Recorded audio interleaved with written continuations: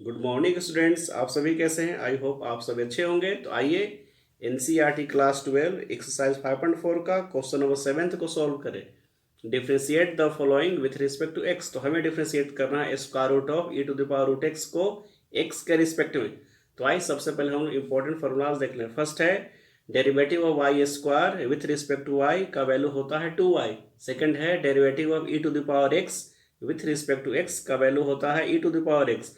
Third है derivative of square root of X with respect to X का value होता है 1/2 into square root of X. आइए question को सॉल्व करते हैं। तो सबसे पहले लिखेंगे given given square root of E to the power root x. अब इस टर्म को हम y मान लेंगे, तो लिखेंगे let y is equal to square root of E to the power root x.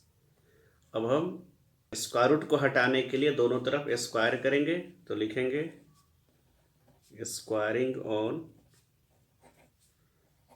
Both sides. तो वैल्यू आएगा y square is equal to e to the power root x. अब हम दोनों तरफ डिफ्रेंशिएट कर लेंगे एक्स के रिस्पेक्ट में, तो लिखेंगे differentiating both sides with respect to x we get। तो यानी कि डिफ्रेंशिएट करेंगे वाई स्क्वायर को x के रिस्पेक्ट में इज इक्वल टू डिफ्रेंशिएट करेंगे E to the power root x को x के रिस्पेक्ट में।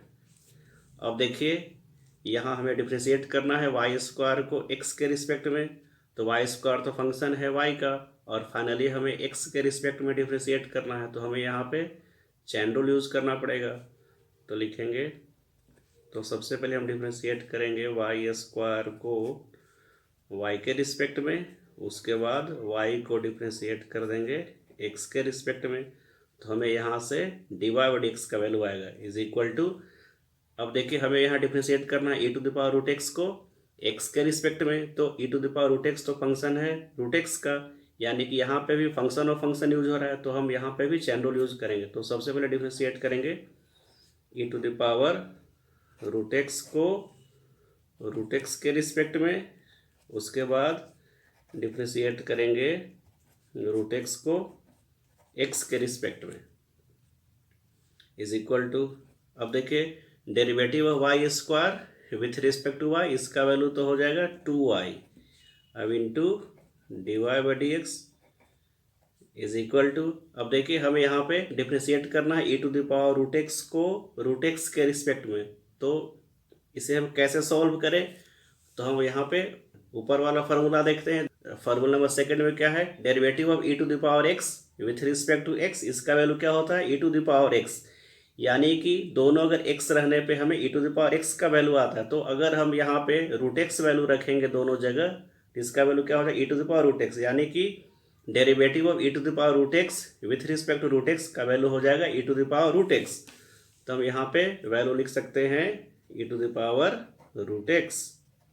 अब into derivative of root X with respect to X का वैल्यू आएगा 1/2 इंटू रूट एक्स। इस वैल्यू को हम सब्स्टिट्यूट करते हैं, तो लिखेंगे 1/2 रूट एक्स। अब हम यहाँ पे y का वैल्यू पुट करेंगे जो कि ऊपर से है square root of E to the power root x. तो इस वैल्यू को हम यहाँ लिखते हैं square root of E to the power root x into D Y by D x is equal to e to the power root x divide by 2 into root x. तो अब d Y by D x का value आएगा d Y by D x is equal to e to the power root x divide by 2 into 2 मिल हो जाएंगे 4।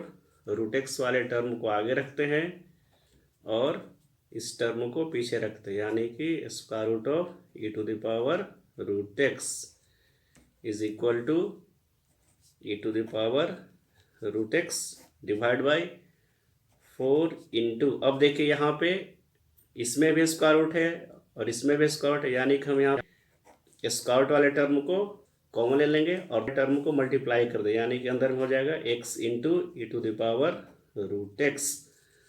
तो हमें finally dy by D x का वैल्यू आ गया।